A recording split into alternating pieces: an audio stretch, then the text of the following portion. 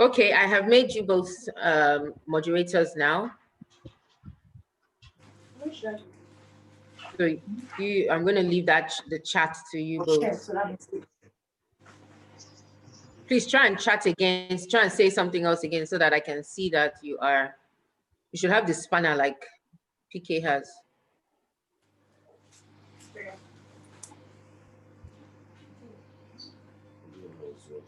Great. Awesome. Awesome. Awesome.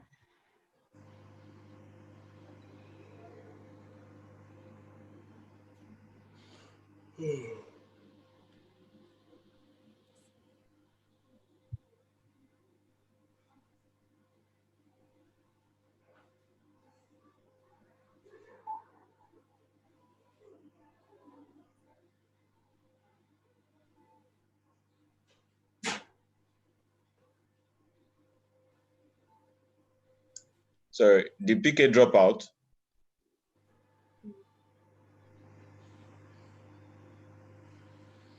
Pimos, yeah, muted.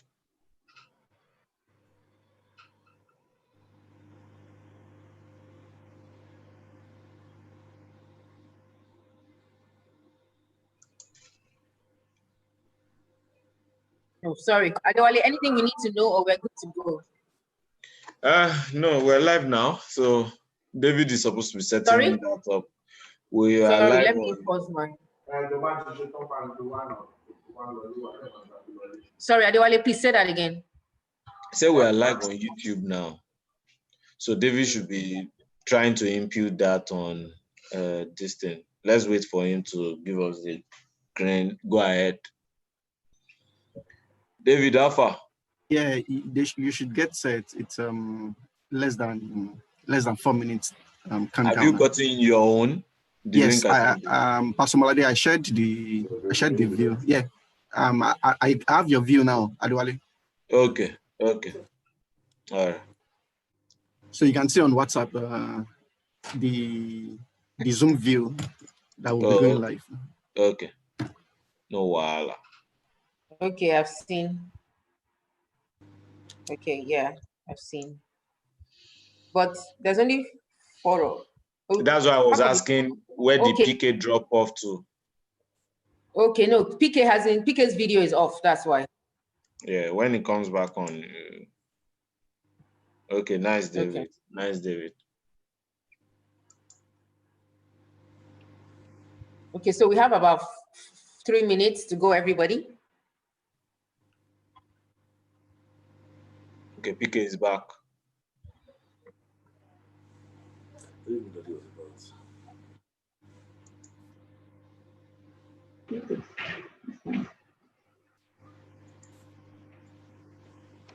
Where is?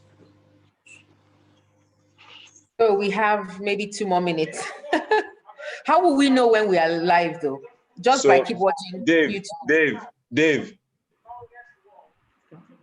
David. Yeah, I'm with you. Immediately your video is 10 seconds to go. Yeah. Just say it on this Zoom chat. It's 10 seconds. So when it says it's 10 seconds, who is going to invite people on? To find the winner. Sorry. Who is starting this meeting? I will start. Okay, so when it says 10 seconds to go, you probably just have to start.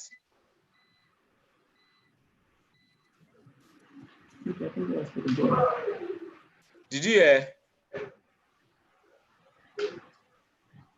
Yeah. Okay. David, I hope we shall have time on our side. This one that Pimos is. Yeah. No, I'm here. I'm doing YouTube on my phone, but no, don't worry about. Don't view YouTube on your phone again. No, it's going to be delayed on YouTube. It's delayed. David is the one that will tell us 10 seconds to go. When he says that, you just kickstart, please. Yeah. So you have 1 minute 15 seconds now.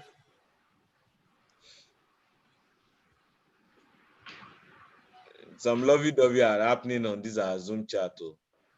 That's why it's supposed to. Please let them see that it's okay. But the owner of the lovey-dovey is never catching it. My boy is not catching it. They've given him kiss. They've blown him up. They've given everything. 45 seconds to go. Okay. What was I? Fidelia and Olanka, did you catch the winner of that game? Okay. Yes, I did. Okay, awesome. Please, you can't be talking. Don't come off mute. It's God that used to beg you. Just send it inside chat. 25 seconds down. David Shek will say you've not admitted him into his class. I said you should hold on first. You have time.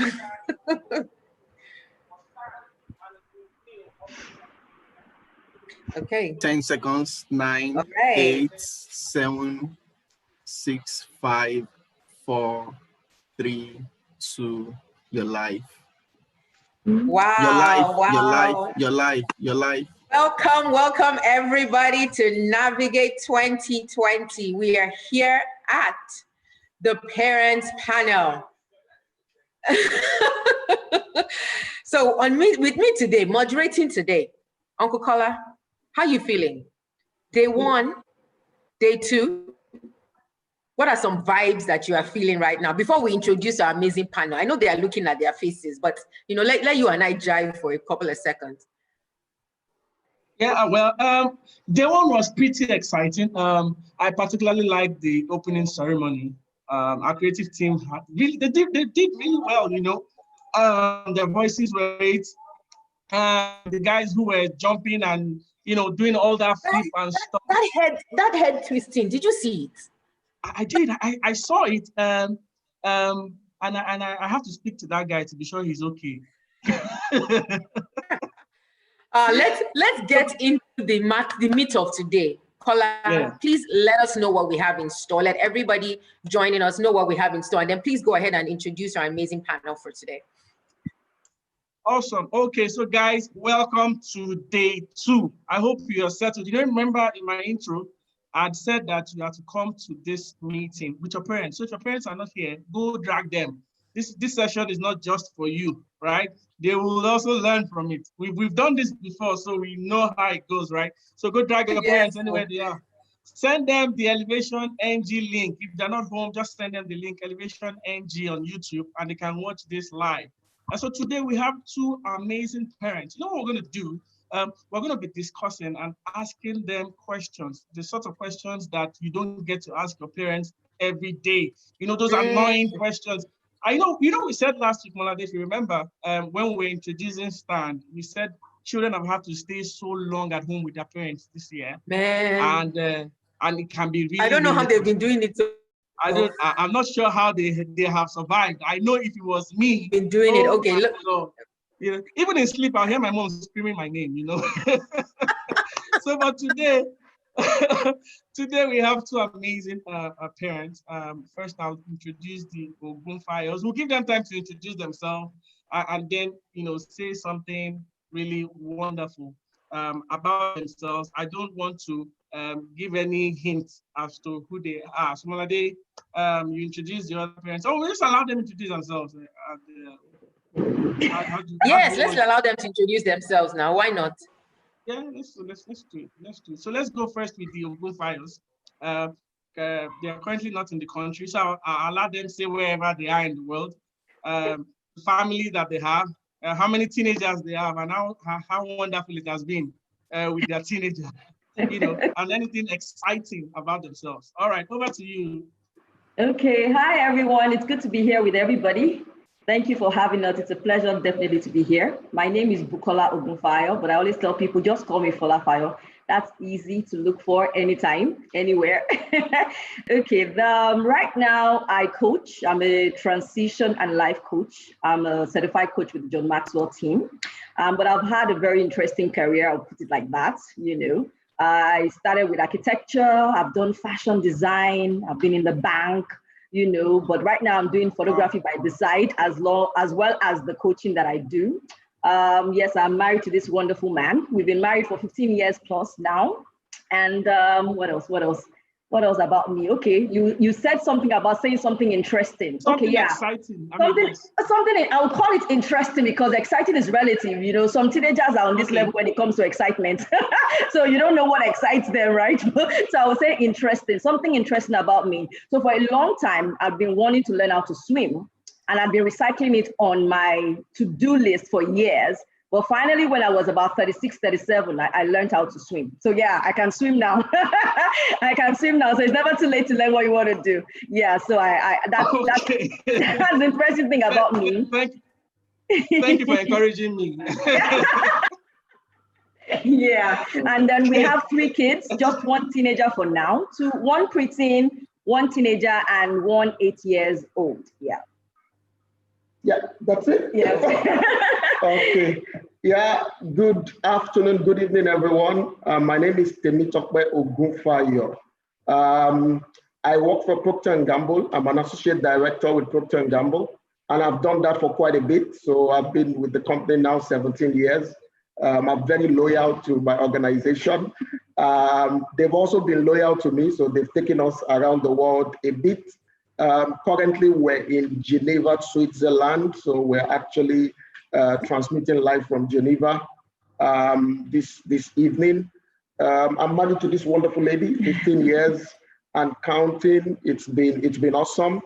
We've also had the privilege of parenting 3 angels under our roof. That's what I call them.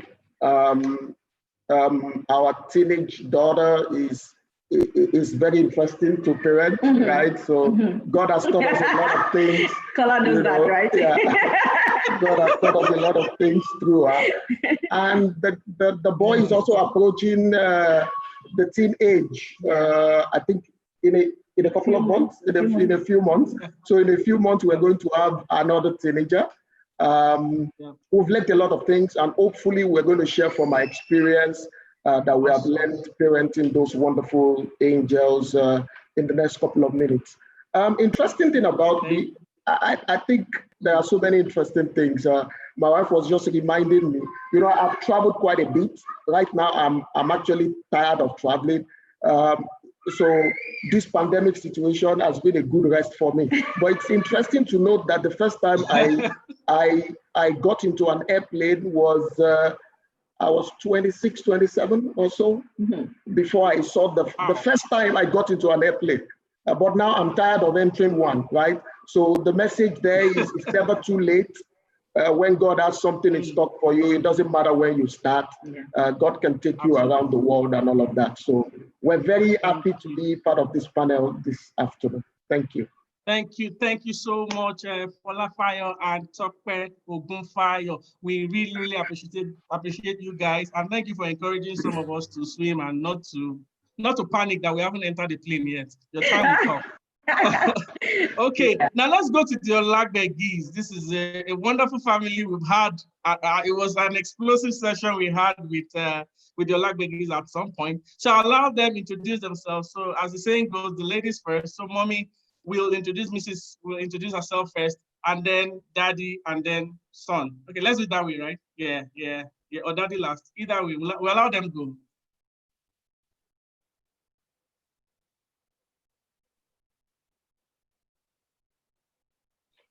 Okay, so maybe I should go first then. Yes, because I think they are. Okay, my name is Dipo Olagbegi. As you can see, we're not in the same location. I'm currently in Abuja, and my wife and son are in Lagos, Nigeria. So I'm an IT professional by training. I own my own business. I actually run about 3 businesses right now. One is Delphi Technologies, Spark IT Bootcamp. And I'm also the one taking the AI course for teenagers. Shout out to all the guys in my AI class. I didn't receive all your homework. Okay, now just in case you're worried, there was no homework. But shout out to all the guys in my team. Interesting thing about me, there are a lot of interesting things, but I'll give you one that I think might be relevant. Was that before I had teenagers, I used to teach in the teenage church. So I thought I was prepared for teenagers, and then so I was like, okay, yes. So I thought I had expo on teenagers, so I was really happy. I knew how they thought. I was ready for teenagers, but now I have 3 teenagers that know everything. So, so I wasn't as prepared as I was, but I am on a mission to make sure that my kids are my best friends, and it's like a personal mission. I like that. It's very critical to me, because I've identified that whatever, no matter how successful I become in life, if my kids don't do well, I would consider, which is sadly out of my hands, but no matter how successful I am in life, if my kids are not as successful as I want them to be or thriving, I will probably feel like I failed as a father. I don't know why. I know it's a bit of a high standard, but that's personally how I feel. So no pressure, children. Just know that my future happiness is based on you guys performing. So go and succeed. Let them hear loud and clear. Okay. Okay. I think mommy and we lost Bolaji and I think we lost Bolaji and Tokwe, but I'm sure they'll be right back. They'll be right back very soon. So guys, we're going to have interesting conversations today. So thank you all for that introduction. For anybody just joining us, welcome to Navigate 2020 Day 2. The theme is stand. Please check out our hoodies. Kola, we can't see your stand logo. Let us, pose very well so that we can see this stand. We're so excited to be doing this. We have 2 amazing couples with us, the Ogunfayos, the Olagbegis, and then we have a little bit of extra Jara because Bolaji, who is one of the Olagbegis teens, is also joining us as well, and we'll also be bringing that teen's perspective. So super, super excited about that.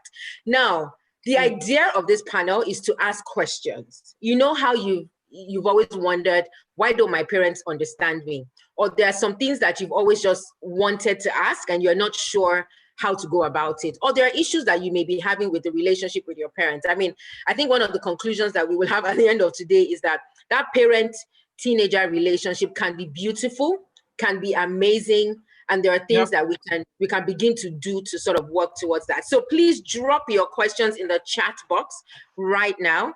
Our mentors are there. They're going to pull those questions and they're going to send it to us. So we will get them. This is live, guys. This is not a pre-recording. We are here live and direct. So send in your questions and we will get straight to it.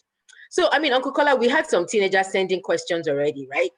And I think, we want to make it as interactive as possible.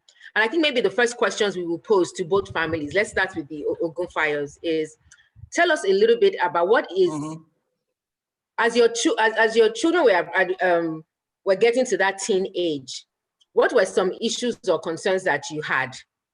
Maybe what are things that you had heard from other people, and what were the concerns that you had going into that relationship, or for them getting to teenage? Well, I think the great thing for me was that as a teenager, I was also in a teenage ministry.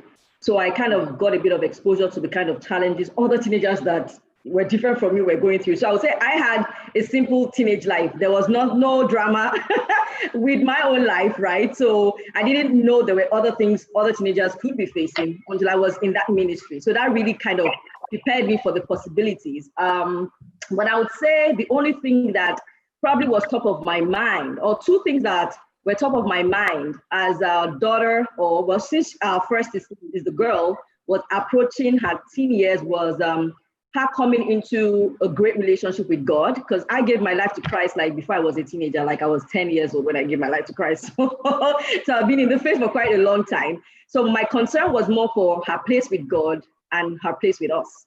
And I was really particular about her place with me, because I felt that so at some point before that time, I didn't think I was as close to her as I wanted.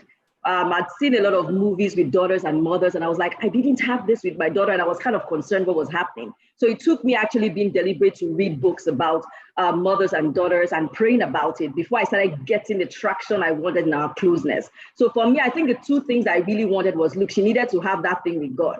Because I had that passion for God before I was a teenager. I mean, I was already on fire for God. Let me put it that way.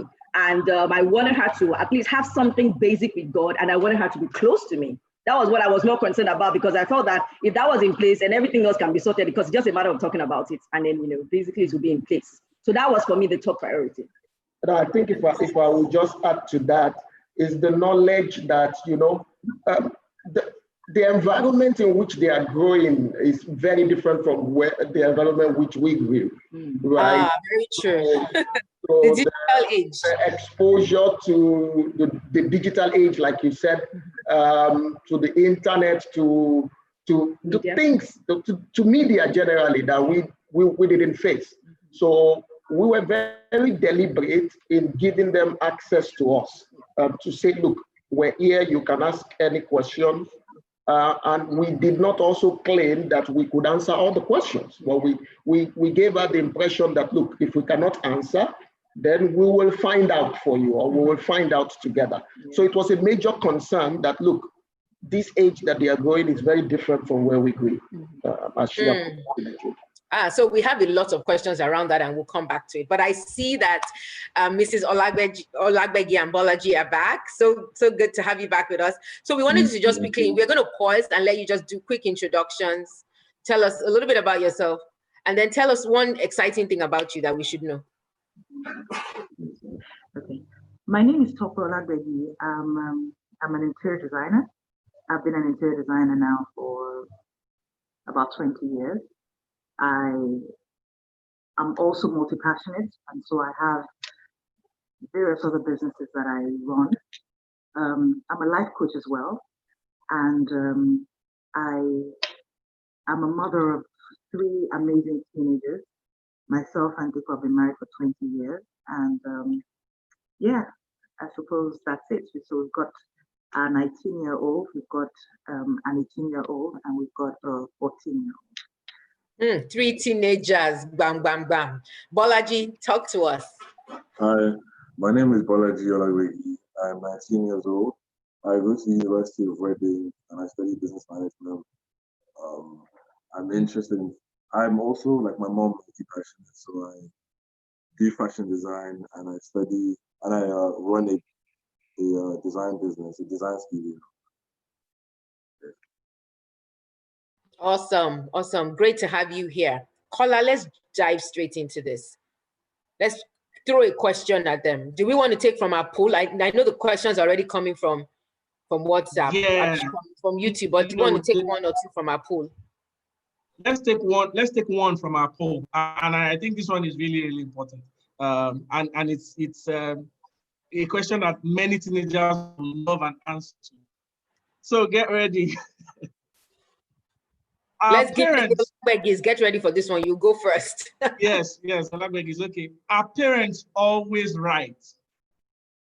We get this a lot. It's always a challenge when teenagers do something and they never do it right in presence of the parents. So, question: are parents always right?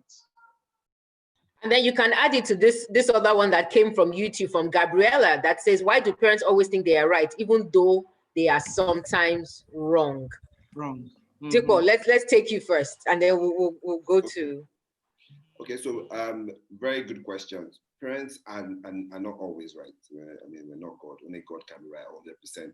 But we are the authority in charge. So sometimes we take decisions that are wrong. But I always come back to apologize when I take a wrong decision.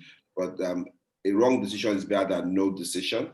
So over my children, I will take a very positive decision. I remember with my son Bolaji, and because I'm an IT person, I started training Bolaji on programming when he was very young, so I already mapped him all the way to Stanford, to Facebook and retirement. So I had all that lined up, but first year in IB, I could see that he really wasn't where he wanted to go, where he wasn't where his head is. He has the skills because the programming since he was 13, so he could do it, but it just wasn't where his interest sort of, so I just realized that. So so I had to sort of restrict. That I asked him, so what do you want to do? Okay, I'll support you.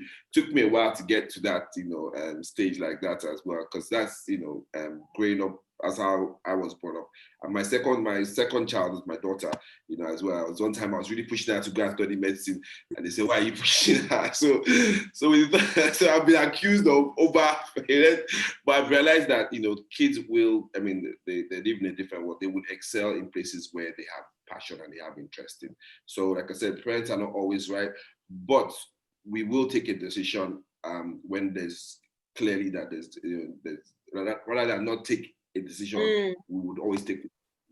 But I always try to pray before any major decisions about my kids. So you heard it, guys. Parents are not always right, but they are the authority in charge. I like that statement. So Malade, you're going to ask something else. Yeah, no, I wanted to ask Bolaji, actually. Has there ever been an instance where you felt like these guys are not right, and I know that they are wrong, but they're asking me to do something. They're asking me to do this thing. How did you handle that? Maybe you can just give some tips to teenagers on here who might be saying, I know I can feel it in my guts that this decision my parents are making is wrong, but you're telling me they're the final authority. How do I handle that?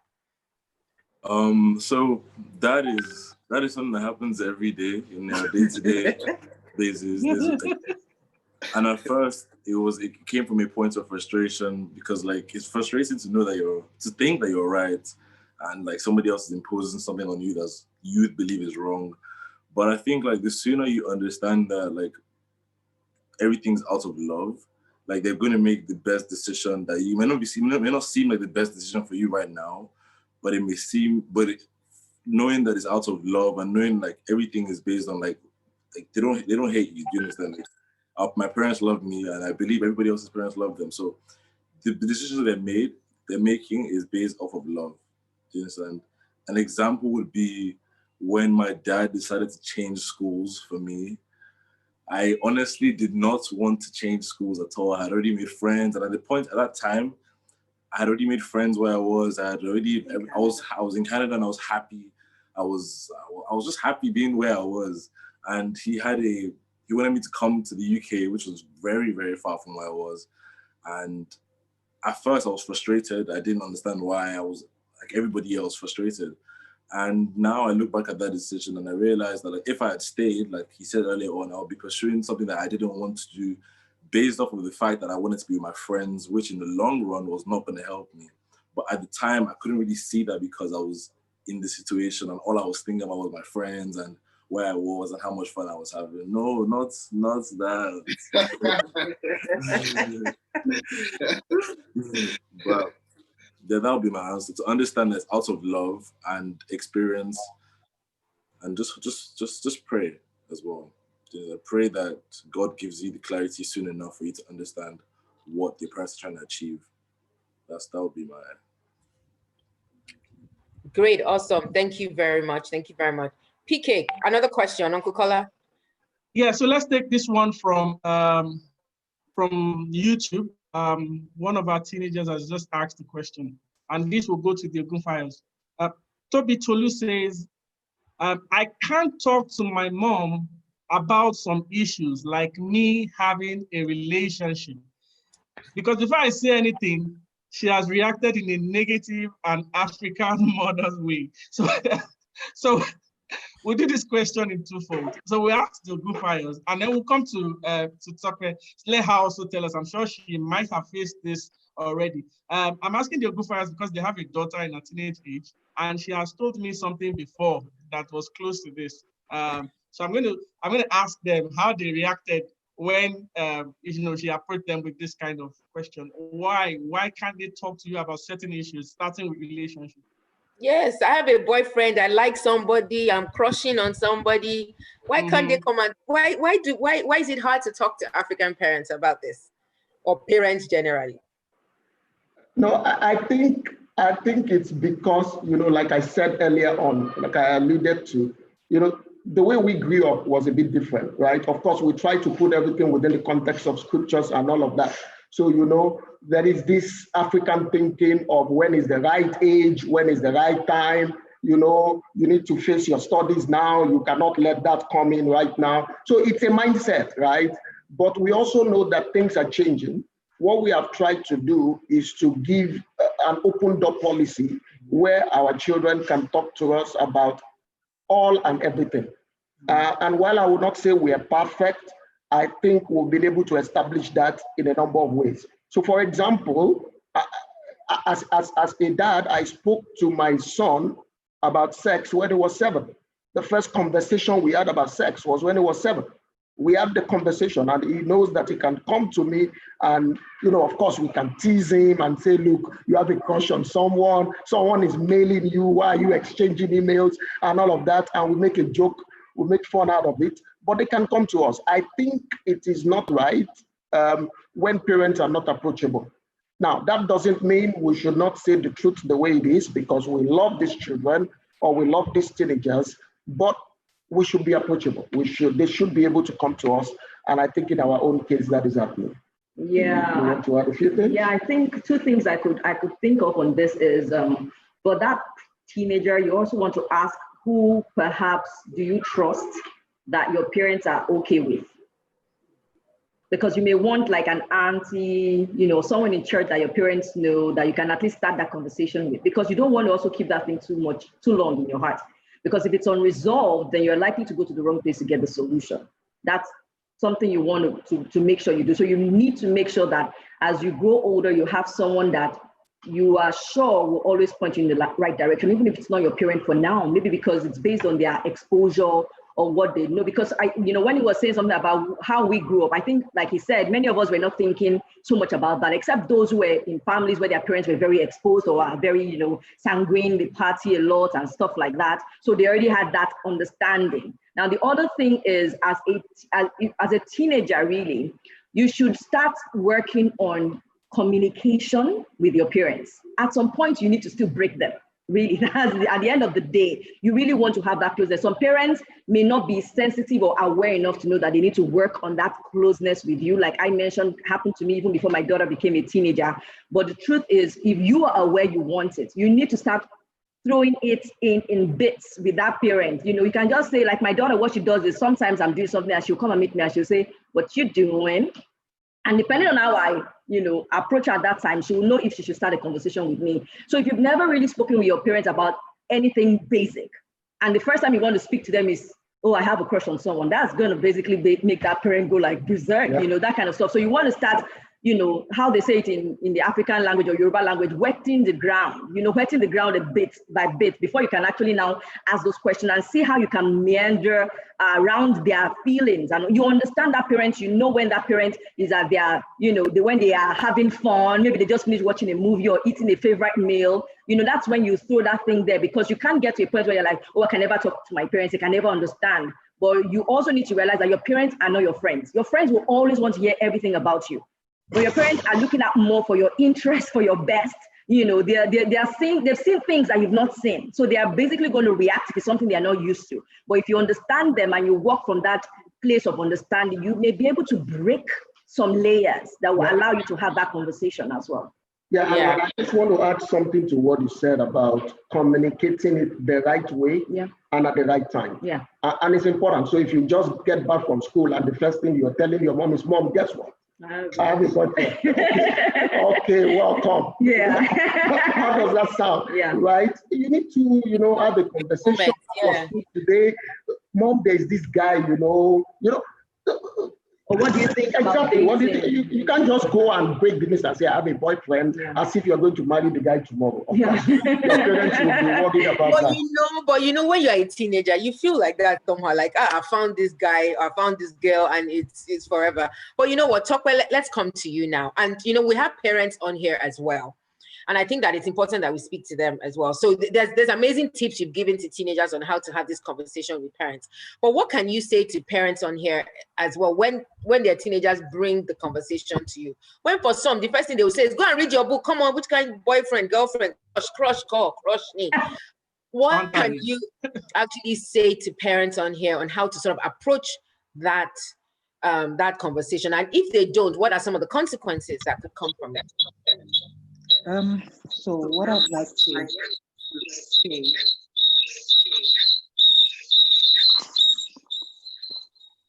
So, Bolaji, if you could just mute one of the devices so the echo can. Yeah. Yeah. So what it is that I'd like to say is that a lot of times as parents, we do not, I actually think it is that we forget that we were once their age, and as such,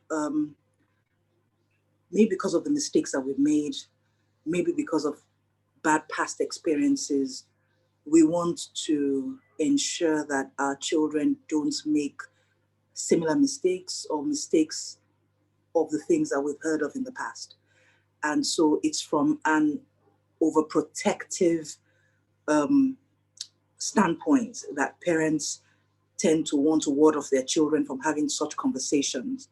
However, I think it's important that we remember that if our children aren't speaking to us, they are more than likely speaking to other people, and those would be their peers, or getting advice from the internet, for example. And so I can tell you for sure that it's never an easy conversation. It is never an easy conversation if it's going to be a truthful conversation, you know. But I think one of the things that steered me into having these sorts of difficult conversations with my children was, number one, the fear of them speaking to someone who would ill-advise them. Yeah. So it's one of two things. I either have got to be their go-to person, or I stand the chance of losing them to people who don't have their best interest at heart. And I know for a fact that it was a very uncomfortable conversation in the beginning. It was a conversation that, because it didn't start from a place of, you know, if you started having these conversations with your children before they become teenagers, it's easy to transition into fairly more serious conversations. But unfortunately, I didn't start on time to speak to my kids about matters concerning life and love and all of that.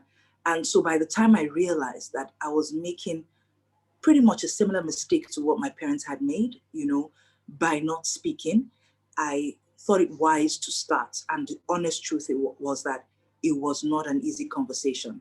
For starters, the children were very uneasy. It was more like, what's gotten over mommy? Can I do full disclosure? Will she use it against me afterwards? You know, and you can almost imagine all the other thoughts that crossed their minds and my mind. But it was a conversation that had to be had.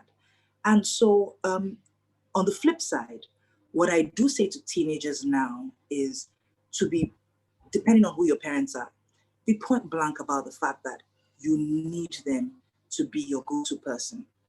No matter how much we emphasize this, there's so many parents that will be a little angsty about having these conversations, you know, where it, you know, but they know the right things, but they just don't know how to go about it. So if you're that bold teenager, can I please ask you to go meet your mom or your dad, whoever you feel more comfortable with, to say, this is the dilemma I'm having, and start with something not too big, you know, and test the waters. And so I'm going to also say to parents that when the kids come testing these waters with small things, can you make it priority to sit with them and not just wave the conversation off?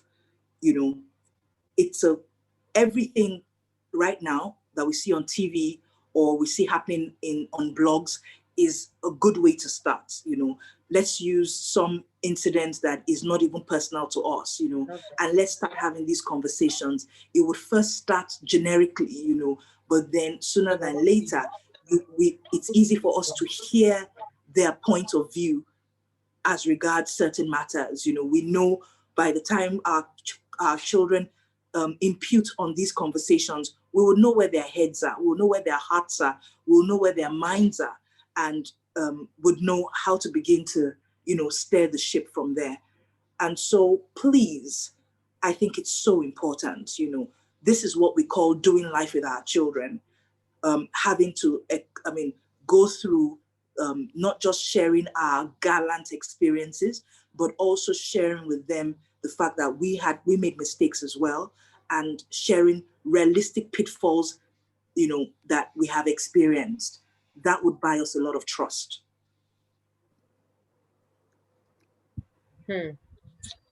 Man, I'm taking notes. I don't have a teenager yet, but I'm just here writing down holding notes. Uncle Kola, what next? Please, this is. I want us to take this next question. Lots of teenagers are asking about it, and it's about leave our phones alone. Leave our phones, parents. What did our phones do to you? Why? Why can't you just stop stalking us and just leave our phones? What's the problem? So why do parents seize phones a lot? Why do they have to punish me by taking my phone and saying you're not going to have it for the next couple of months? What is the problem? So tell us. Takwa, you want to speak to that? And then we'll go to Diko. Yeah. So I'm guilty. I'm guilty of threatening to take the phones off, because I find that the phone has done so many good things and so many things that we need to adjust to. One of those things is having one-on-one conversations. So at some point in my home, my 3 children are in 3 separate bedrooms, and you'd find that we're all having a conversation with ourselves, but via the telephone. Yeah? And it's most absurd. What is wrong with just stepping away from where you are to meet the other person to have a conversation? And so the phone has almost become an impediment to healthy human interaction, right? And so sometimes when I feel the need for us to come back together as a family, those are times where you say, you know what, everybody ditch your phones, But secondly, and the scarier part of this is the fact that the children are exposed to so many sites, so many apps, so many social media platforms that you would want to know, you want to know what they're up to. They are able to change their passwords ever so often. And as a parent, you just want to do that spontaneous check, where are you? What are you thinking? Who are you conversing with? And quite frankly, I think it's the responsible thing to do. After all, we bought these phones. And so I know that children feel quite entitled to their devices, but I also feel that when you feel the need to password your phones, you feel the need to lock your apps, then we really need to check the sort of conversations that you're having. You are shaking tables, you're shaking plenty because I often say I don't have a password on my phone, all right? And I'm having several conversations, but so long as it's clean, why can't my phone be picked up by another person? And so you need to do a self-check sometimes. Why am I being so secretive? What is it that I'm hiding? Are there conversations I'm having I ought not to be having? And those are our fears, our honest fears as parents. We just want to know that you're safe. We just want to know that your head is in the right place. So guys, you heard that, right? When it's out of love, I think one of the things that if you don't take anything away from today, the one thing that I want us to keep remembering is our parents love us. The things that they do are out of love for us. It's because of the genuine care that they have for us. And how do we always constantly tell ourselves that? What are you really hiding on these phones? Maybe Bolaji, let's hear from you. You are the teenager in the room. How do you feel about your mom, your dad picking up your phone? What is it that you don't want? I mean, you don't have to give us details, but you get what I mean. Talk to us from a teenager's perspective around this phone issue. As of now, I think our family, we've developed like a relationship where we all know each other. If we do have passwords for security reasons, we all know each other's passwords. So if my mom's just, for example, I can leave my phone here and go upstairs for an hour or two because there's nothing worth hiding. or if there is something worth hiding, she already knows about. Do you understand what I mean? Like, we already had that conversation. That's for transparency. And for the discipline part, I think, like, if you're being punished, like, your phone is like the highest source of gratification that you're getting right now. So if they're to punish you, like, if my mom told me not to go to my room as a punishment, that wouldn't be a punishment, because I have my PS4 in my room, I have my phone in my room. If anything, that would be my thank you so much. So if she took that away so her taking that away from me is the punishment, I guess. So as a punishment, that is probably the best punishment, because that is your highest source of gratification right now. So that's my answer. Okay, thank you so much. I like that. Dipo, let's ask Dipo a question, and I want to pick from one of the bank of questions that we have. This question is from Buki. Buki says, please, if you can relate to this, I want to see your hands up, or I want you to see in the chat, just put word. My dad always tells me how he was such a brilliant child at school, and he makes me feel so bad about my grades. What can I do? Are you sure you always came first? Is a question I always want to ask my dad. And I always want to ask him, how did he actually do it? You know, I had this growing up. And, you know, as a mom, I'm always tempted to say, come on, the person that got first, do they have two heads? Why was your own? Why didn't you do it? I mean, so talk to us. And I want you to talk from both to the teenagers and also talk to the parents as well. How do we deal with this situation? My dad makes me feel bad all the time, and he would tell me I was always first in class. I got all A's, A stars, etc., etc.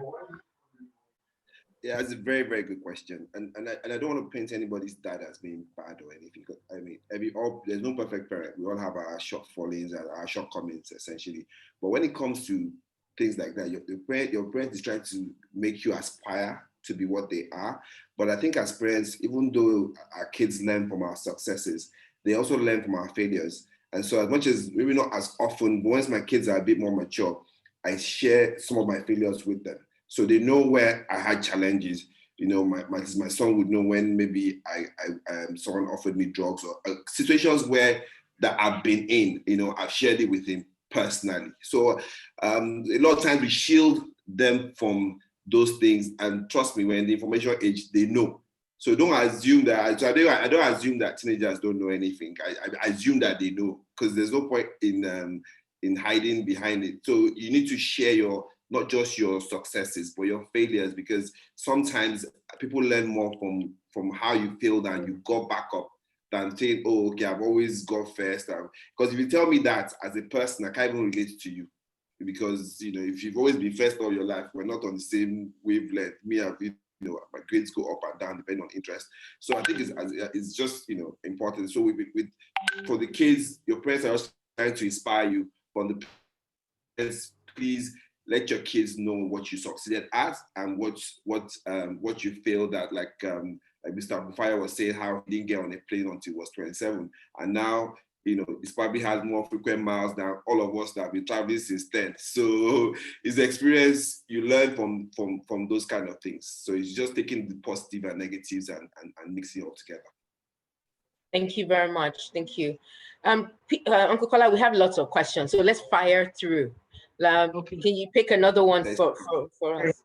Oh, okay. I think the Ogufayos wanted to respond to that, wanted to add a bit to that. Okay.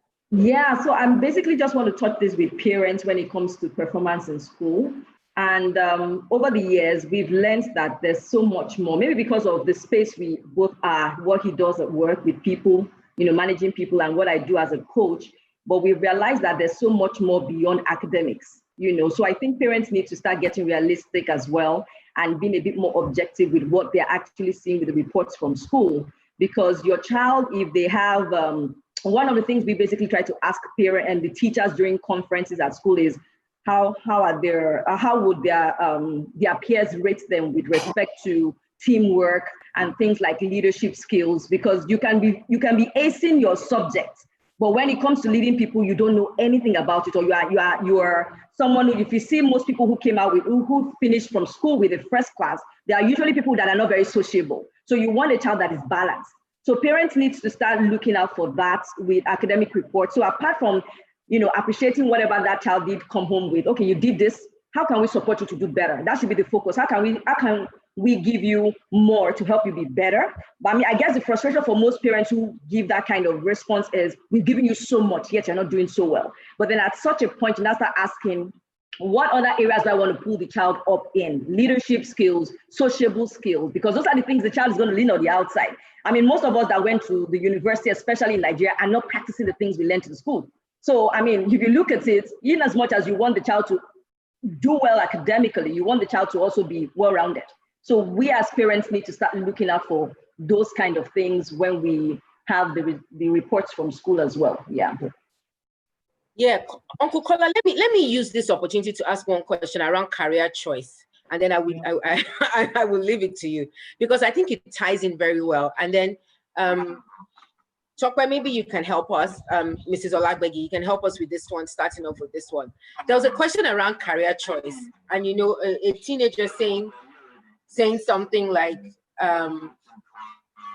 sorry about that. There was a teenager here who says something like, the career choice I want, my parents just want me to be a doctor, a lawyer, an engineer, you know, those kind of careers, but I want to do something else. There's all these new age careers, and I find it difficult to have that conversation with my parents. Again, because we have parents on here and teenagers on here, I want us to speak to both of them. As a teenager, how do I have that conversation with my parents? So imagine maybe I'm not doing well in math, I'm not doing well in English, I'm just fixated on I want to be a designer, I want to be a designer, I want to be a designer. Or a YouTuber as an example. So I'm not going to focus on my book because I want to be a YouTuber. How do you address that teenager? And then how do you address the parent as well, who is looking at this and say, YouTuber, okay, my own child, YouTuber. Is either doctor, lawyer, engineer? I don't know which other one there is. If it's not any of those ones, please, let's not have a conversation. Please, let's hear from you. So Mrs. Olagbegi, we'll go with you first. So I'll use myself as an example.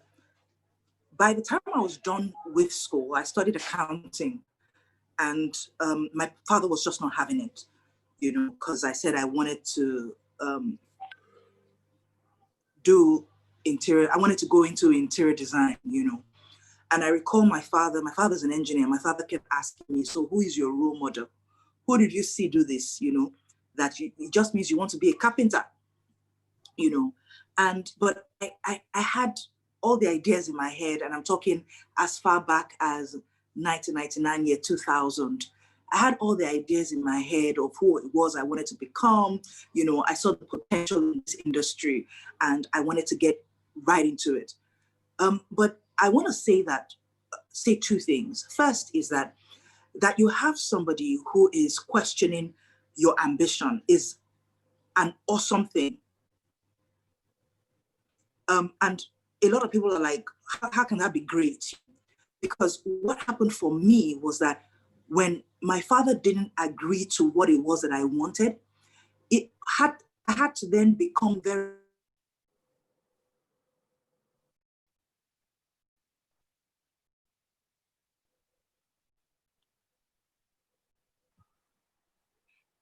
Oh, I think are we losing you a little bit? Yeah, I think we lost that. The network must be bad. Okay, let me finish for her since she's my wife. I know what she's thinking. So the two things when it comes to when if a child comes to me and say, yeah, Dad, I want to be a music star, or I want to be a DJ, I want to be a footballer. We're in the digital age. Nowadays, you don't need, nobody has just one thing they do now. You have multiple things. So my advice is go with at least two options, okay? At least two options. So nothing stops you from being, my best friend is like a director somewhere, and he also does DJing. That's his passion. He likes music. So nothing stops you from doing one option and then doing the other, okay? I have a friend that studied medicine. After I finished, gave his dad his certificate, went to pilot school. He now flies planes.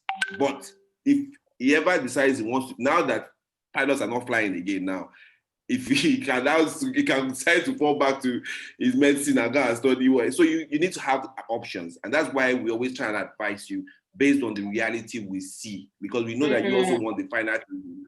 So that's why, so don't go with one option, have at least two options And, you know, so if your father wants you to become this, you can be doing whatever you want on a parallel track and be growing yourself on that side as well with your spare time while you're not on your phone. Yeah. Thank you for shading them while they're not on their phone. Okay. Awesome. Back so that she can finish her what she was saying. Yes. I don't know where I stopped off. No, I finished for you. Your father was asking you to be a carpenter or something. I think it was Yes. Yeah. Oh, really? Okay. So, I mean, just to, you know, a quick summary of it was that my father asked me who my role model was. But the one thing that I wanted to say was that it's very important to have people who are double checking and are making us re-examine the reasons why we are making certain choices. You know, as young adults, sometimes our reasons are very fickle. As young adults, you just might like something, but you're not gifted for it, you know. I also want to then challenge a lot of parents because the reason why we are called custodians of these children is from when they are young, our responsibility is to begin to look for their gifts, begin to seek the face of God concerning their talents, right? And we are true custodians when we're able to channel them in the direction that had already pre-written for them, you know, by themselves as they grow older. We are their parents, you know, as they are growing older, even they should begin to recognize what their strengths are. As conversations within a family, we should be speaking to our children about their strengths, about their weaknesses, and the opportunities that lie within their strengths. You know, these are conversations that I think a healthy family unit should be having and having continuously. You know, we ought to also throw the spotlight on ourselves as well. You know, why did I move from accounting? You know, my husband is perpetually saying to my son, Balaji, that you're very like your mother. You know, he always says it, you're very like your mother. And, you know, it stands to reason, you know, a leaf doesn't fall too far from the tree, all right? Which means that I actually should be like his primary mentor. We should be looking at the mistakes and the pitfalls that I have made as a person because our personalities are very similar, you know. Therefore, the things that I find hard to do, I realize that almost my son also finds it hard to do, all right? So based on my wealth of experience, guiding him is guiding him as an entrepreneur, guiding him in terms of his career path is our responsibility, all right? But that doesn't mean that he can't sell his ideas to us. So it should be us marrying both ideas. Awesome. Uncle Kola? Yes. So let's go with this next question. I'll ask the Ogunfayos. And it's about comparison. Now, there are lots of teenagers that are asking, why do my parents keep comparing me to my cousin or to my friend? You know, why can't they just let me be me? Why do they have to do this comparing thing? It is annoying. So how do you speak to teenagers in that wise? And how do you also speak to parents when it comes to the issue of comparisons? Well, I think the issue of comparison is a plague in our world today, right? It doesn't have to do with only your parents comparing you to other people, to your cousins.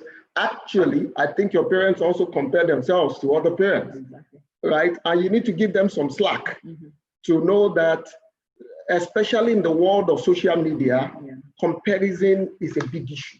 It's a big deal, right? Again, that doesn't make it right, but I just wanted to lay that foundation and that background. By the way, teenagers asking these questions, you need to know that you also compare your parents.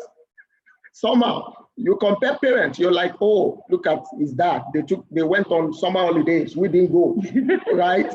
You're also comparing. So you need to understand that this is a plague in our world today, and social media has not made it easy on all of us. Having said that, parents need to also cut their teenagers some slack, right?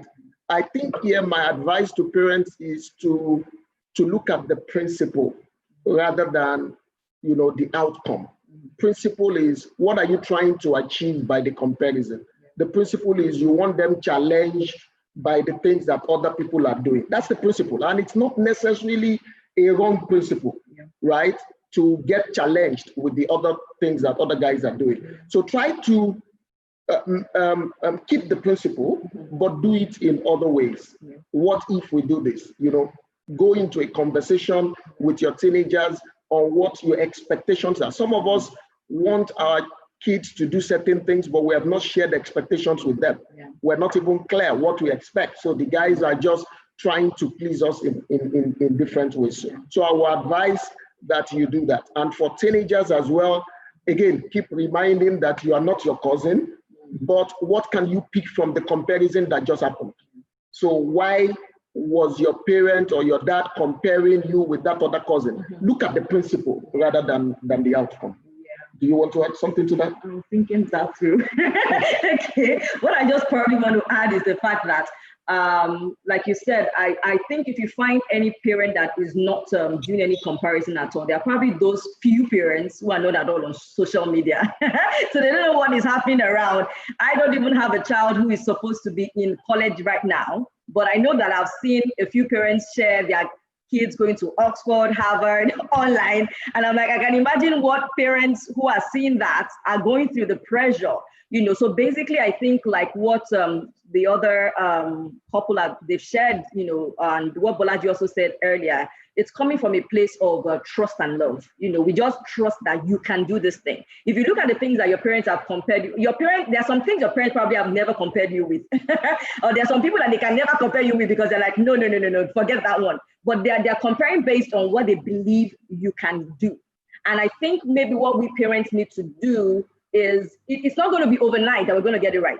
That's just the truth. Even if we want to change it, it's just realizing that when we need to catch ourselves every time we do it till we master it. You know, these things come poco a poco, right? Little by little. So you need to just, you know, cut yourself that, at that point when you're about to do it, catch yourself doing it and stop on that. But try as much as possible, like he said, to focus on more of what you want the child to achieve than on the person who is doing that thing.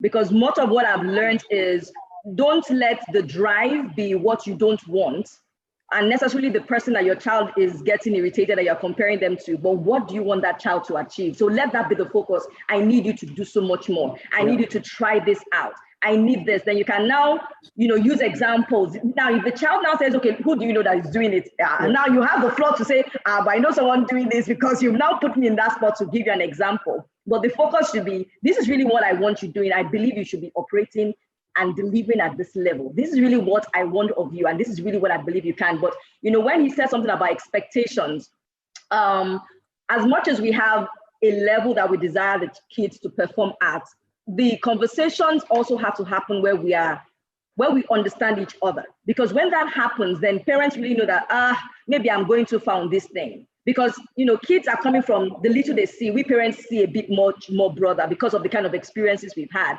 But we can guide them, and the kind of things we release to them, the kind of things we share with them is like a bit more objective and more realistic. Because sometimes for the kids, they're like, that's just too much. I'm not sure I can do this. So it looks like it's too.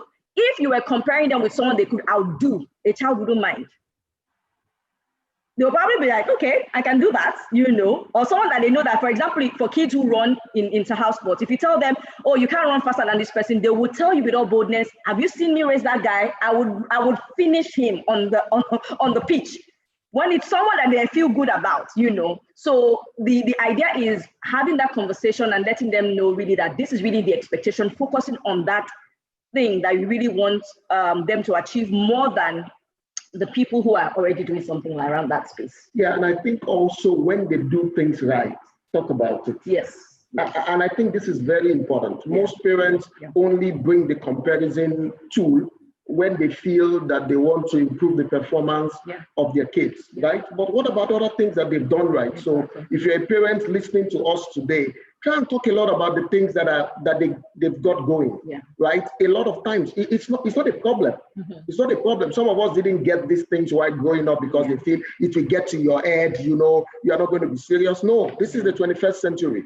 praise them when they do well, try to encourage them. When you now bring this other angle, they are a bit more receptive because you praise them 9 out of 10 times. The 10th time, you're raising the bar. Say, look, can you look at that person? Can you, raise your performance level a bit? But if 9 out of 10 times you are telling them raise your performance level, the guy is confused. What about all the things that I've done well? So that's my encouragement to parents. Please talk about it when your parents, when your kids do fine, and I'm sure they do that a lot of times. The 2-3 times that they don't, they will be more receptive to your feedback. Awesome. Thank you so much for that response. I particularly like the part where you had said, encourage them when they do well and talk more about the things they do well, so that the time you try to castigate them or to talk about the things that they do wrongly, they will be able to understand, knowing that it is not just about the bad thing that they have done, but that, you are encouraging them all around. I'd like to ask this question next. Bolaji, I want to bring you to the limelight because this question is pretty interesting. This person is saying, why my mom or my parents will not allow me to have dreadlocks or wear an earring or something. So how did you manage that with your mom, right? So, and your dad as well. How did that happen? Because I'm sure there are quite a number of teenagers looking at you right now as a role model, so help them to understand how did you break that and scale that conversation with your folks? Okay, so there's not really an answer to that question because like everybody's parents is different. But my dreadlocks didn't grow overnight. It's not like a tattoo. It didn't grow overnight. So it was one of those things where like I spoke to them about and they understood that like I know it's temporary. You understand? It's one of those things where if tomorrow I want to cut it off, I can always cut it off. So I know it's temporary, and I explained to them that it's temporary. And like when I decide to get a job, or when I decide to do anything more serious, or when I'm in a situation where I need to get it off, I can always get it off. And I feel like the reason why a lot of parents don't like it is because of the emotional attachment a lot of people have to their hair. So like nobody wants to be 25. Can you guys hear me? Sorry. Yes, Bolaji, we can hear you. Good. I understood what. So the first time, like my parents expressed that they had a problem with it. Wasn't particularly because of the stigmas or anything. They understood where I was coming from, but they feared that like not everybody was going to understand. So not because they didn't understand, but because they feared that I'll be in a position where somebody would judge me or someone would stereotype me. And like in life, there's no if you have the choice to give yourself an advantage, there's no reason why you should like not take it. And like I feel like that's the reason why I have them, because I've explained that it's short term, that's one, and I understand how to act in different environments that require me.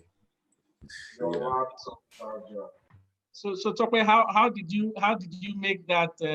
How did you allow him to go on with it? No. There's a lot of people that. Yeah, I know what you want to ask, and I'm pointing at my husband because he's the. So I'm not as open to these things as my husband is, but Bolaji goes through his dad to sell some ideas sometimes, and I suppose from the get-go, it was sold to me that it was temporary. I actually think Dikwa should be the one to answer this question. Temporary that has become permanent. Okay, I'll answer very quickly. I'll be honest with you, initially I kind of struggled with it when Bolaji, but Bolaji has always been, since he was in year 9 or year 10, he always wanted to grow his hair. And his school, they had this level of clipper that they had to cut. So he would always fight it. So he's always finding style to grow. He's always been very, very, something that's been, he's always wanted to do.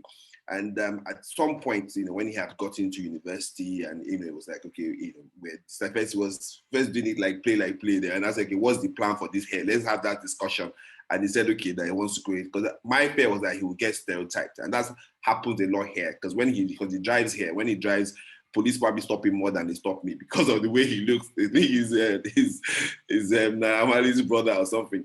So we had that discussion. But I told him, I said, look, but I realized that it was something he wanted to do. And for me, I have to take a step back and say, what I'm really trying to raise is a child with confidence, a child that has, so I'm more interested in the content of his heart, not what his hair or whatever goes through.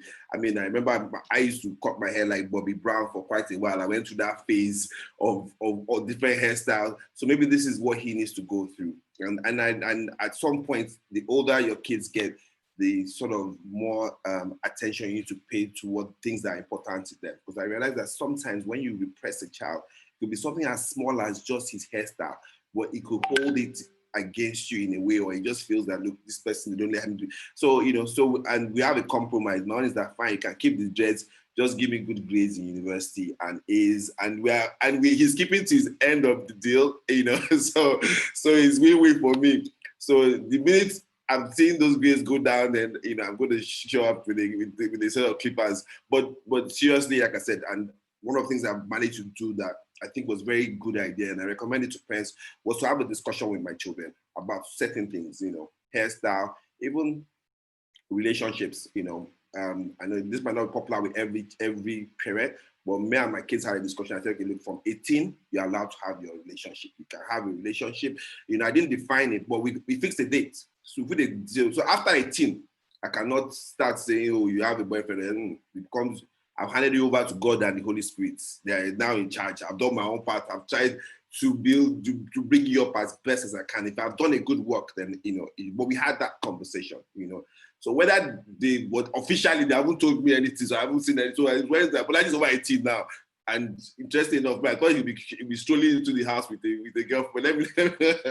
But at least we have had that conversation, and we've had those kind of discussions. And I think it's important that you have those discussions with them. So I hope I answered some. So, but please, every parent is different. Some parents, don't like it, because my mom struggled with it. She was like, oh, our son has become Rasta. I said, he has become joined bad gang. I said, no, because I travel around the world a lot, I see people. You can't judge people by their appearance, and those are the values that we're trying to instill. Like, let them judge you by the content or the character of your heart, not by how you look. Thank you so much. And you know what I like most about that is the fact that you said all parents are different as well. Understand your parents. The fact that you're here, you see Bolaji, maybe you are looking at his hair and saying, why won't my parents do this? All parents are different. Try and understand why your parents are saying no to some of the things that they're saying no to. And it has nothing to do with whether they want to stop your shine or they don't love you or any of that. But our time is really far gone, but there's a couple of questions that I wanted us to address. We've talked about amazing relationships and how to build them. There's a question that came up, and I cannot remember the name of the person now, who just said, the relationship with my mom has really deteriorated. I don't have a really good relationship with my mom at all. I actually want to, some days I don't even want to talk to her. I can't wait to leave the house and just completely do away with that relationship. What are the tips that you have for anyone on here? We'll start with the Ogunfayos, to help a teenager to start rebuilding a relationship with their mom or their dad, and also from a parent's perspective as well. There was another question from a parent that I'll put together. How do I get my teenager to start opening up to me, to start talking to me? Wow, okay, that's a tough one. It is a tough one, because I'm kind of thinking in my head that a teenager really, is it their duty to be the one to work the relationship? That's the first thing I'm asking myself. Shouldn't that be really the parent's place to do that? But I would say that if the child is already aware, if the girl is already aware that there's something that needs fixing, I would say, this may kind of sound like a cliche. You probably need to first start by praying about it, because parents are different, right? And something happened. And it's always good for you to ask yourself, when did the breakdown happen? Was it something that, your parents, your mom or dad, in this case, your mom, wanted you to do that broke the bridge, that made the relationship begin to go down? Was it that all of a sudden she got a new job and then she didn't have time, and then you guys were not connecting anymore? Because sometimes you need to ask yourself, if you sit with a counselor or a coach, these are the kind of questions they will ask you, because this seems a little bit more open blanket. So we are going to be trying to be as generalistic in their answer as much as possible, but you want to know what is the root. There's a root cause, because you can try to fix things on the outside. It's like saying that you see the symptoms of a disease, right? And you're trying to address that symptom and you're not doing the right test to fix what exactly went down, So what really happened? We need to try to find out what happened and see if we can point to that. But on the way to discovering that, because even if the mother at this point is not very open, to even unveiling what really happened, because it could be anything on the mother's part. It could be that she's insecure. It could be that she's afraid. It could be that she has fears, because she's afraid. She's thinking, am I going to make the best of your life? My life, there's really nothing about my life, and I'm scared that I'm probably doing the same mistake with bringing you up, so it's costing a lot of things in the mother's mind. So there are a lot of things involved. So at some point, depending on how bad the situation is, you may need to bring in a mediator, as far as I'm concerned, because you're a child and you need someone that your mom understands and who you're very comfortable with to kind of bring into the situation if it gets there. But pending when you find that person, you may want to start looking into what's your mom's love language and what are the things she's very comfortable with. Now, if your mom is a service person and she's been asking you a lot of things or having expectations around house chores and you've never really been pulling your weight on that, that probably will make her feel like you don't have gratitude. And if your mom is the kind of person that likes maybe things like someone spending time with her, and all the time, maybe weekends, you go out in the morning, come back at night, Sunday you go to church, or you have this activity at church and all of that, and then you come back, you're already missing out on that. Now, that's why I said this question is kind of tough, because I think it's actually the parents who should be working this out. But for the child, I would say you may need to start asking yourself, what really caused the breakdown, right? See if it can be addressed.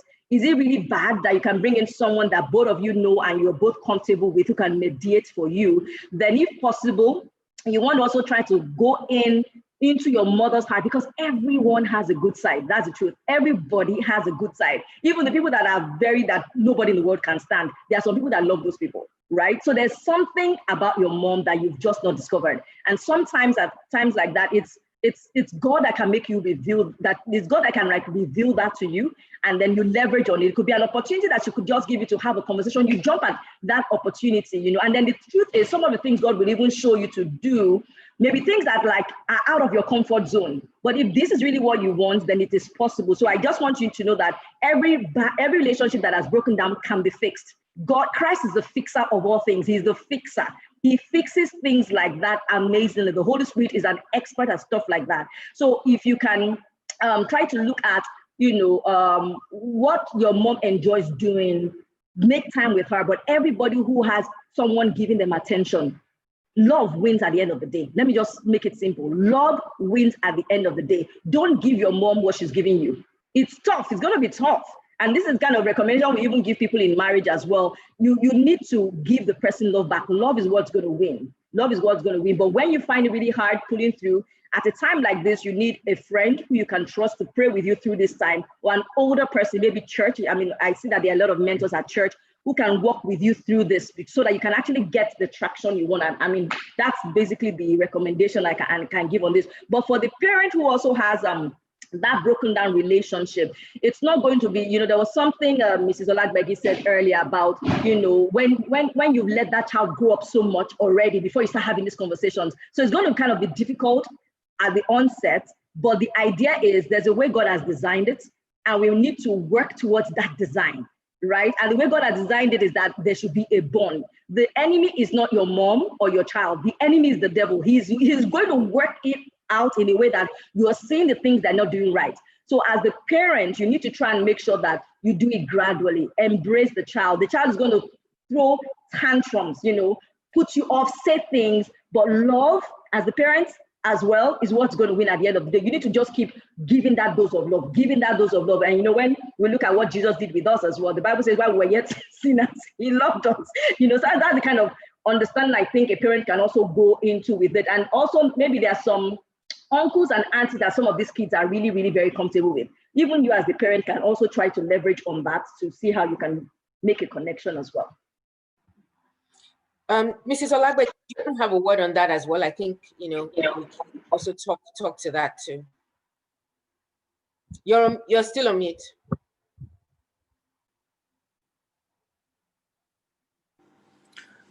As regards the relationship between I would use my daughter as an example. When you go, there was a time in our relationship that we were not getting on.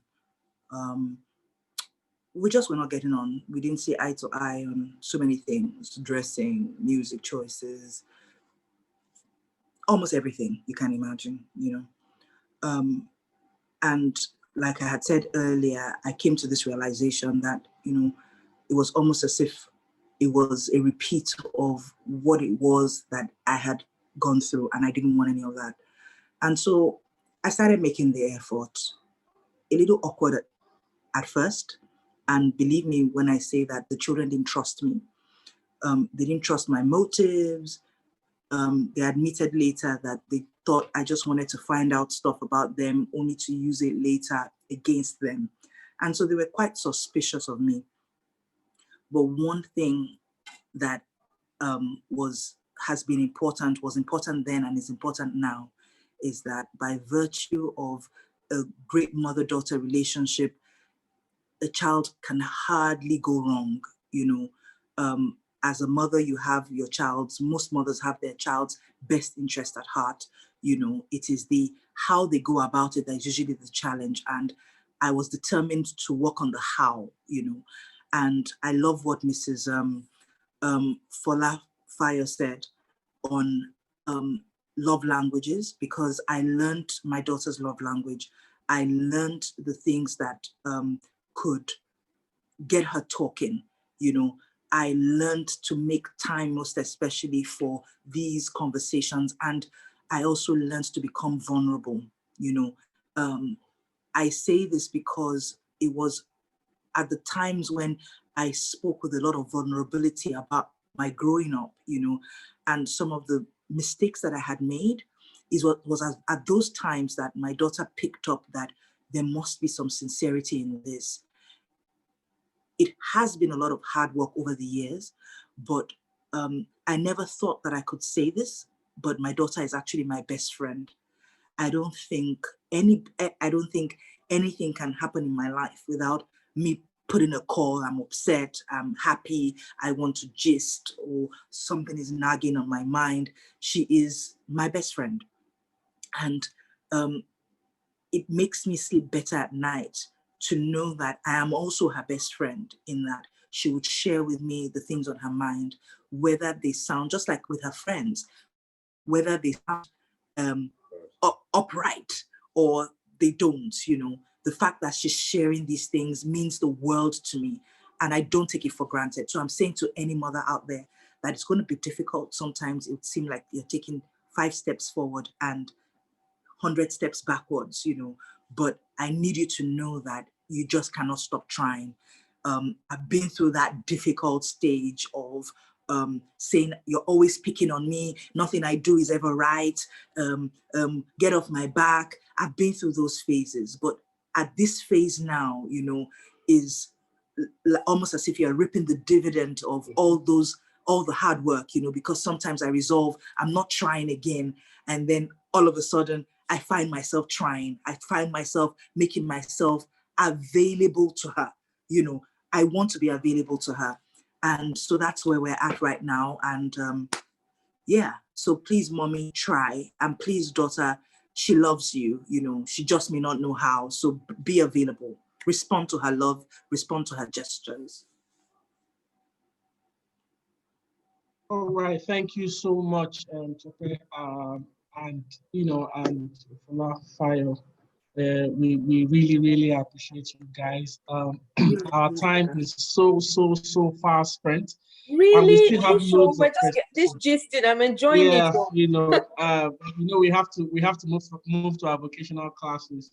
As we speak, I'm also thinking, Pimos, maybe we should have probably a separate parents panel where we are addressing parents and not just teens. I think our teenagers will like that. So teenagers, if you like us to do that, to talk just to your parents, just say yes on the chat room. Let's see, because I think there's so many things that parents themselves, they need to learn. How to learn your child's love language.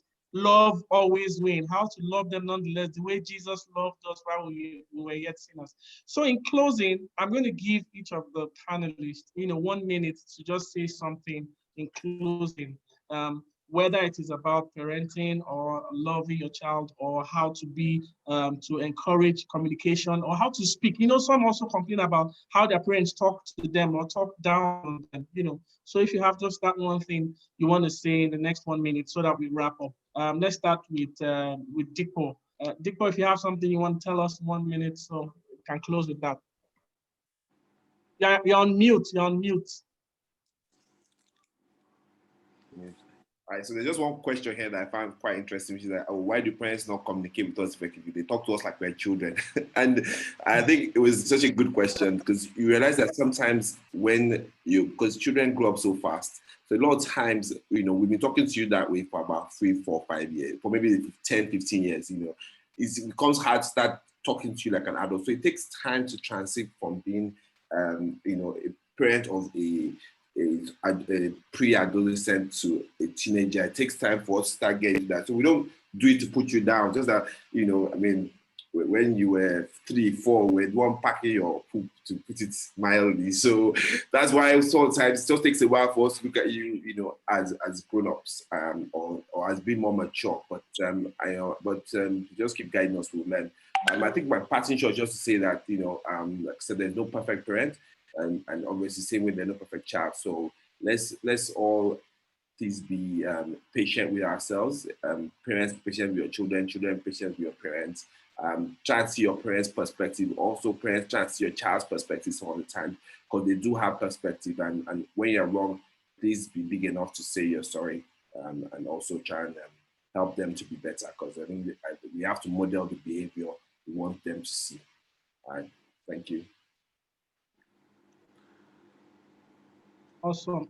Let's have, okay, I think we should go with Tope, then we'll go with Bolaji, and then back to the Ogunfayos, 1 minute each. All right. So I quickly want to just follow up on what Dikpo had said. And I'd like to say that as children, please, you want us to treat you like adults, please behave like adults. You know, if you don't want us to treat you like children, quit behaving and acting like a child, you know. I also want to say to parents that our children are modeling after us, and we're the example, we're the Bible that they're reading. And so it's really important that we exemplify these things. So do as I say, do as I do. God bless you. And for me, I think I want to leave it off as a communication is key. The only way that progress can be made is if communication happens and you speak to your parents and parents speak to your children. That way both of you guys can move forward in your relationship, because towards the goal you have in mind, you just have to communicate. So being able to come down or come up to somebody's level to communicate with the person is very important. So just hold on to that, I guess. That's it. Thank you to the Olagbegis. Let's have the Ogunfayos, 1 minute, then we can close. Yeah, I think for parents, basically, I think the work we need to do is just to spend time talking with the kids, you know, and allowing them to really feel comfortable coming to meet us. Whatever situation, whatever, you know, they may be going through, they need to feel very comfortable. They need to, I really appreciate what Mr. Olagbegi said about being the best friend, being our daughter's best friend. If we can work towards that kind of tight relationship, I think then we would really have so much of the issues that we have today. So even the kids have to do a bit of work on that, be comfortable to make your friends, your parents, you know, comfortable with you, telling them stuff. But even we parents really need to, first of all, make them know that they can come to us, and then we need to spend that time with them. Yeah, and I think I'll just add, as we do that, let's speak the truth in love. So the Bible encourages us to speak truth, but in love. So there is a truth aspect of whatever we're saying, but there's a love aspect as well. So speaking the truth without love is useless. Loving without speaking the truth will lead to destruction. Yeah. Speak the truth and balance it in love. God bless you. Thank you so much. So guys, there you have it. And we've seen your yeses on YouTube. We promise you we will design a program where we'll have your parents sitting. We hope you can bring them to that meeting so that we can as well talk to them. We're bringing this to a close. And because this is church also, we'd like to say a short, quick word of prayer. and then we move into our Zoom classes. The classes are already open, so you can begin to go to your classes now. So let's just pray.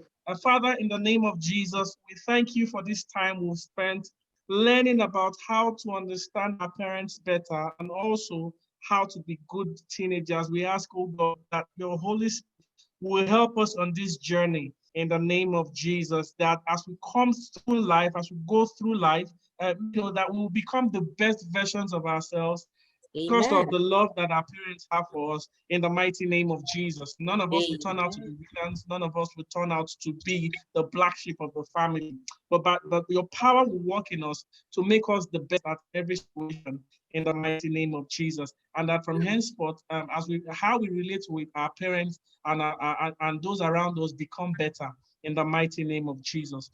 Father, we give you all the glory and all the honor. Thank you for this session. All praises be to your holy name. In Jesus' mighty name, we have prayed.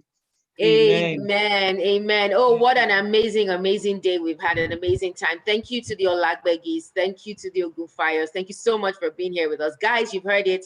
So many tips.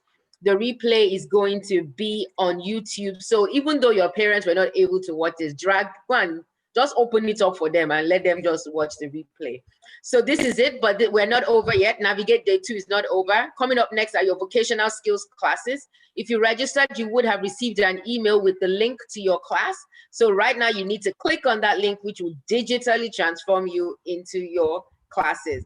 So from us here at Teens Nation, it is thank you so much for joining us. God bless you. See you again next week. Service continues. Remember to follow us on all of our social media channels at Tech Teens, on Twitter, on Instagram, and use the hashtag Navigate2020 and hashtag stand. Thank you so much. Uncle Kola, any last words from you before we end this? We will be back. Don't go anywhere. I see you, we'll be back. So thank you, everybody, and see you in your vocational classes. God bless you. God bless you. See you all. Join us for service next tomorrow. See the link on our page. Bye, everybody.